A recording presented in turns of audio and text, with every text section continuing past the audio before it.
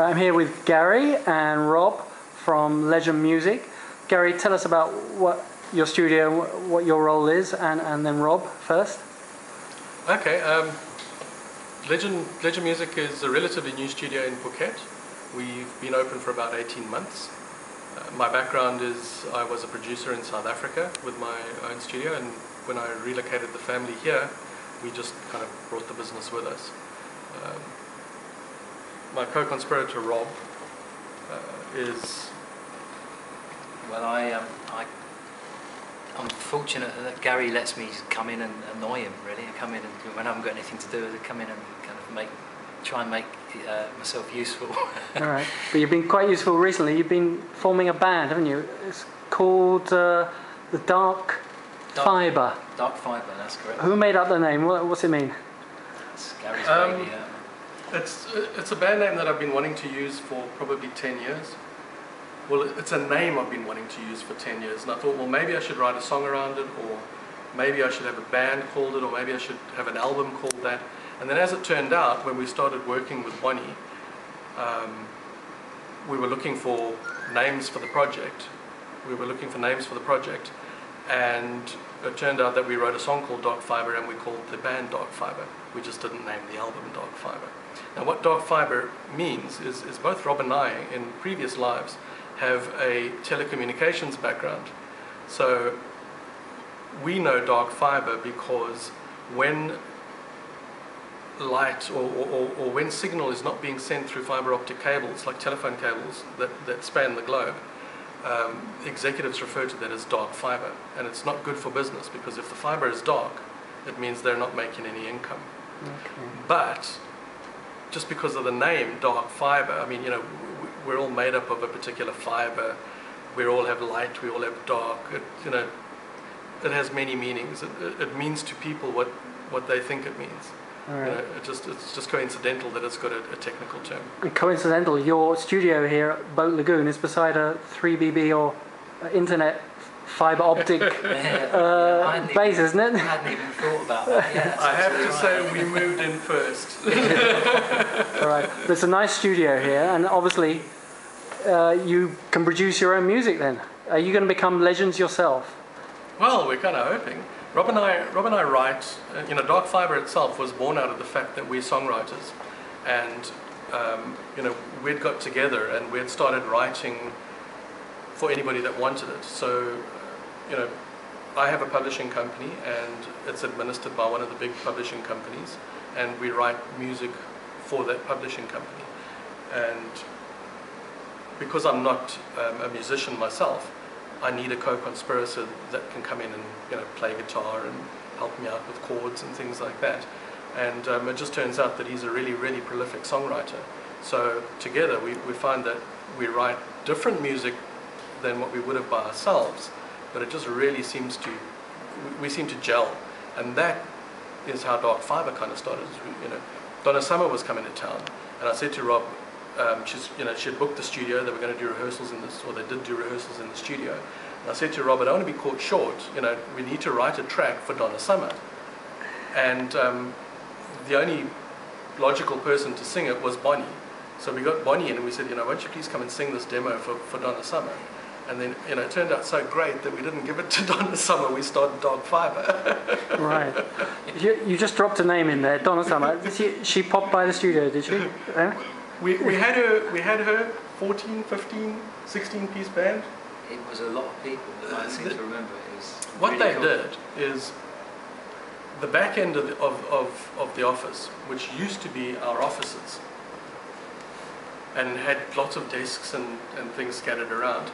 They came in and she sent her sound guy, and they walked through the studio, and, you know, we thought we were going to set them up here in the booths and let them practice. And he walked through and he went, no, I can't use this. And he walked into the back and he went, okay, clear this entire area by tonight, because we're going to be moving in here. And then literally almost an articulated truck pulled around the corner and unpacked a container of equipment into the back. So they set up the entire stage show in the back. That was amazing. And I mean, all the backing singers, about a 5-piece live band, lighting people, 4, 5, 6 sound engineers, 2 massive mixing desks, and they took over the studio for about 2 days. Wow. When was this? Just before Christmas, it was just middle of before December. Christmas, yeah. It was wonderful. Well done. But you're also helping to promote and start some local stars here. I know about Tesha Jones. Tell us about her. She was a 12, 13-year-old girl who's now gone to Australia, but she started her singing career here. Tasha is wonderful. I can't even remember how we met her, but we got to meet Tasha just before her family had physically moved back to Australia. They were busy packing up and they were leaving, and about a week before they left, they visited the studio and they said, look, we're leaving in a week, and Tasha thinks she wants to get into the music industry and she wants to record something. Can she come and record? And they made the booking and they went away, and then by the time they came back, she had actually written a song, or half written a song. And then what we did for her is Tasha's a guitar player, totally self-taught. She taught herself off YouTube how to play a guitar. And she's got this really laid-back, wonderful little vibe about her. So when she got back, she said, look, I want to record this song, and if you can, just make it, produce it, make it bigger. So Rob played some electric guitar on it and put some bass on it, and we programmed some drums and some keyboards and things like that. And we made it sound nice for her, and then she said, look, I really like that. So until I leave, can I come to the studio every day? Yeah, sure, come. And then in about the 3 or 4 days that she spent here, we helped her write about 2 or 3 more songs. And she's got some really wonderful ideas, and her stuff is really poppy and really catchy. And it's just so innocent and pure and beautiful. And I have an ex-South African friend that used to be the head of BMG in South Africa, and he's moved to Perth. And I said to Tasha, when you get to Perth, look up this fellow Dave. And in the interim, I'd prepped Dave, and I'd said, Dave, there's this really key talent that is moving from Phuket to Perth. Look her up because you're going to get signed. And I think they'd been there a week, and they contacted Dave, and probably a week later, Dave signed her. So it looks like she's on her way. All right. And you're also involved with helping the raising funds or to make a music track for Love Aid concert for the Japan earthquake and tsunami victims. The concert never happened, but you still made a great track here. Tell us about that, because that really got the whole community involved, didn't it? It did. Rob, you talk about that. Yeah, well, it was quite interesting. I was away, I was out of town, and I got a phone call from Gary explaining this whole Love Aid idea, which was getting everybody excited. And then I went back home, or came back home here, and came straight into the studio because Gary said, I've got this idea, let's write this song. So we came in and we sat down and laid down a song. It didn't take too long, it took a couple of hours, and we had this rough idea for a song. So I sang a guide vocal, and then we had, Gary distributed this copy to various musicians around the island, and basically sent out a memo to everyone he had on his contact list to come to the studio on this date, which is a few days away, and let's record this thing Band-Aid style, from we're playing the part of Bob Geldof and Midge Ure, I guess that's what we were doing. It was quite good fun, and everybody, well, I say everybody, I think we had in total about 30 people came through the studio on one day. We had the choir from the BIS school and their vocal teacher Claire. She's pretty amazing. She got the choir in, and I don't know how long they had to practice, maybe a day, 2, but they knew the song really well, and they provided a great foundation. And then throughout the day we had people coming in. We had Jimmy Fame come in, and Bonnie came in, Bonnie Anderson, Pat Savage came in, Ricky Zen came in, that's right. We had loads of them in, and then at one point I think everyone was here at the same time, and there was a real buzz going on. Right. And I think the video reflects that. It's like really, really good fun. That was called Shining Light. Yeah? Shine a Loving Light. That's what we called it. Yeah. And we just wanted to write something that was a connecting type song, something positive, and which reflected the emotion of the event that had happened, but without wallowing in any kind of misery or anything. He wanted to try and make it as upbeat and as uplifting as possible. Okay. Well, you mentioned Pat Savage, yeah? Another Canadian. Yes, that's right. Yeah. Tell us a little bit about his guitars then, yeah? You got his guitars here. No, yeah, Pat Savage. Pat, I think Pat rolled in here. He's a biker. Pat Savage is firstly he's a musician and secondly he's a biker. And he rolled in here about a year ago to introduce himself. And Pat's claim to fame is that he was a touring member of the Doobie Brothers about 25 years ago, and he has had some really big hits in Canada. And he's been out of circulation for a while, and he wanted to do a new album. So I said, well, great. I just finished building the studio, and I really needed to get it tested and put through its paces. And I said, now's the time. It's going to start getting busy. So get your backside in and let's start recording this thing. He hadn't written much though. So what he'd do is we'd come into the studio, write the songs on the spot. He'd play a few things, and I would just, play the production role and say, yes, that's going to make it. No, that's not going to make it. Let's lay this down. Let's record this. No, do that again. No, take that jazz chord out. It's a rock and roll album. That sort of stuff. And Pat's a larger than life character. He speaks more than I do. But, and sings more than you. and sings much more than I do. But we're nearly finished the record, and it's wonderful. It's organic. Tell us about these guitars behind you then. What have you got here? And a ukulele. These guitars are all my guitars, which sounds a bit silly because I don't play guitar. But I started collecting guitars because I'm a massive Kiss fan. So the very first guitar I ever bought was this one, which I bought probably about 15 years ago. And the only reason I bought it is because the lead singer of Kiss, Paul Stanley, plays these guitars. And I grew up listening to them, and they have a very particular sound. And much to Rob's horror, I get him to play it more than he likes to. So you bought that. How much did that cost then? So that probably set me back about $3,000 or $4,000. Wow. Then I followed that up with a signature series Paul Stanley Washburn, and then a signature series Paul Stanley Silvertone. But I'm also a Flying V fan, so I ended up having to buy a Flying V, and then by that time I'd started the studio, so I needed a blues guitar, and I bought a vintage blues guitar. So that's the history kind of behind the guitars. But Rob's a Fender man, and when he can get away with it, when he can get away with it, he plays his Fender in the studio. What's a Fender? Oh, I have the only guitar that really is, you can call a guitar really, Fender Strat, that's what I play. Which is, probably the most... Hendrix. Yeah, Jimi Hendrix, Dave Gilmour, to name just two. I won't say Eric Clapton because he's not really my favourite, but Eric Clapton. Right. No, I'm a Fender guitar man, but I don't mind playing the other guitars, they're quite enjoyable. It's good fun. What are these autograph drums and... That's just... what are those?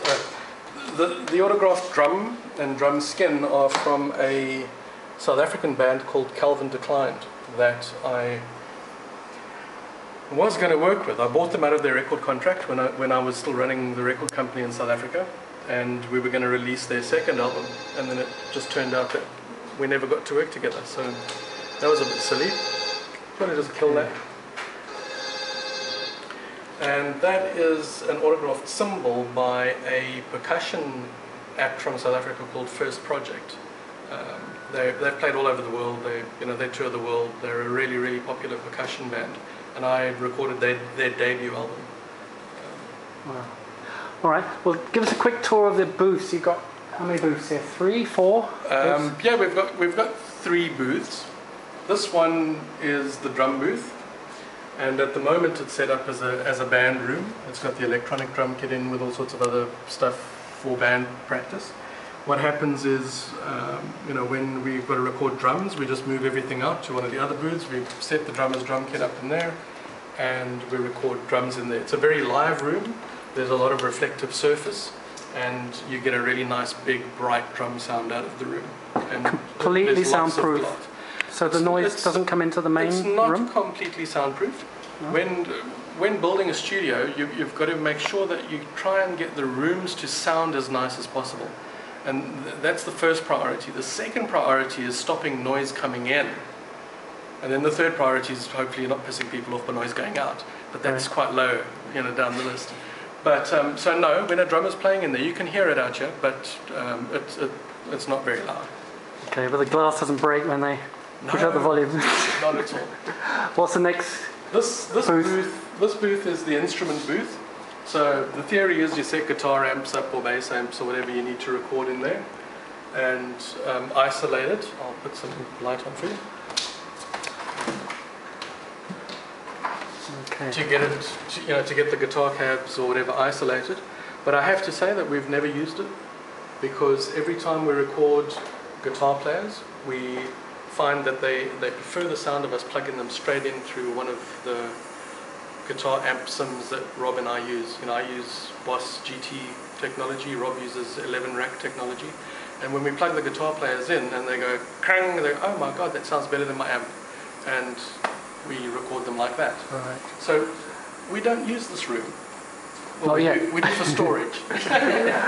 Okay, and then this looks really comfortable. This must be for the stars. This is the For vocal prima booth. donnas of the singers. Yeah, absolutely. This is the vocal booth. This booth gets used the most. So voiceovers, singing, all of the Dark Fibre album was recorded in here. All the vocals on all of the tracks that we've spoken about are recorded in here. As you can hear, it's quite dampened down. And again, soundproof enough to not let sound in, and we don't really care what goes out.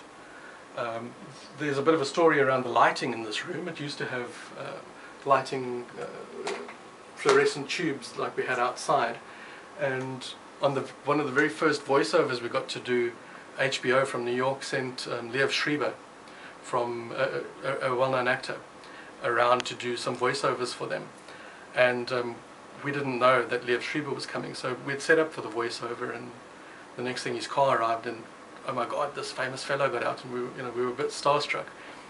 Long story short, when we got Liev into the room, and I had a lamp and we put the fluorescents on, they made too much of a buzzing sound. But because he was coming back to do more voiceovers after that, in the week while he was away, we quickly got the techies in to take the old lighting out, put some new lighting up, and make it a bit cooler and a bit lighter for this famous fellow that was coming. So why the comfy chair there? Well, because like Rob said, the prima donnas of the world record in here, so So I can say that because I've seen it as well. a lot out of them. It looks a bit like a zebra cover from South Africa, is it? It is. This couch comes straight out of my lounge room in South Africa. Oh, wow. Living in Thailand, we kind of don't have space for it, so here it is. You got a few photos on the wall too, inside and outside. I do, yeah. Anything interesting here? Well, these are two bands that I started the record company for, Legend Music in South Africa. My favourite band, Toxic Shame, my favourite band in the whole world. I became a fan of theirs and then started my entire record company and recording studio for them. And Joe Day, which was a big metal band in South Africa, I had her signed to my label and I used to release her records. But two famous acts from the 90s in South Africa. Are they still going? No, neither of them are. They're retired, they're old. And my other favourite band in the world, Kiss. Yes. And you'll see that there's a lot of Kiss stuff in the studio, but it's because I've been a fan since I was about 10.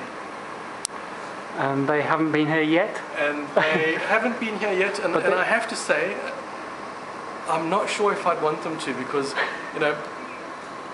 most of my life I've grown up with these people influencing the way I hear music and the way that I think and the way that I act as a human being. And you don't want people that you kind of consider gods to come into your life, and they might turn out to be real dicks. They might be ugly people, and I'd rather live with not having met them, but with this shining image of what I think they are. Well, if you don't like them, you can always send them off on a boat. You're here right at Boat Lagoon, aren't you? Well, Shove the them off other the thing is island. if I don't like them, I don't know how I'm going to get the tattoos off my arm. Yeah. A lot of But pain. Kiss are still playing, aren't they? Kiss are. They're into, I think, their 40th year, and they're recording a brand new album as we speak, and they're busy touring the States as we speak. And in America, they are more popular now than they've ever been in their history of 40 years. So. Wow. Well, you've given us a tour of the main studio, all this software, and you've got the keyboard here beside Rob. You play the keyboard too? Yeah? Probably. Look, Rob plays keyboards better than I do, but Two fingers. but none of us are keyboard players. But the way the studio is set out, the studio is set out like this so that it's easy to work with a lot of people in the studio. The center console obviously is for the engineers and the producer or the mixer or whatever to sit and make sure we capture the sound. But when you're working with a lot of people in the studio, it gets hot and people sweat and they get stinky and whatever. So I designed the straight console so that piano players can sit here. If we've got a band playing, the piano player can be that side, the guitar player and bass player that side, the drummer in the booth, the singer in that booth, and then you're not in each other's faces. Except like we were explaining just now, it doesn't really work like that. We had a 7-piece band from Sweden, from Norway, come and record here, and again, not one of them wanted to use the booths. So we had all the guitar players behind us and the keyboard player here and the singer standing over there, and it's like, guys, use the space. Well, it's great to see all this, and I mean, you don't just do bands, do you? You mentioned voiceovers. We don't just do bands. And videos too. We Obviously, do you did for voiceovers, videos. The reason that we're in the studio today is because we've taken on a movie project where a local filmmaker has shot and edited a movie, a feature film, and we're busy with creating music for it and tidying up the sound and making sound effects and that sort of stuff. Okay. So and that tends to be quite a long project.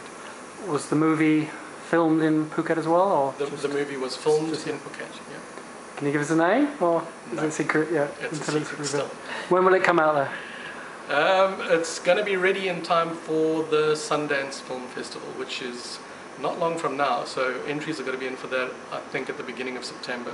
So literally, we're in the last phases of it, which is Rob and my phase. We've got to make sure the sound is great, and then we give it back to them, and it kind of hits the circuit. Yeah. All right.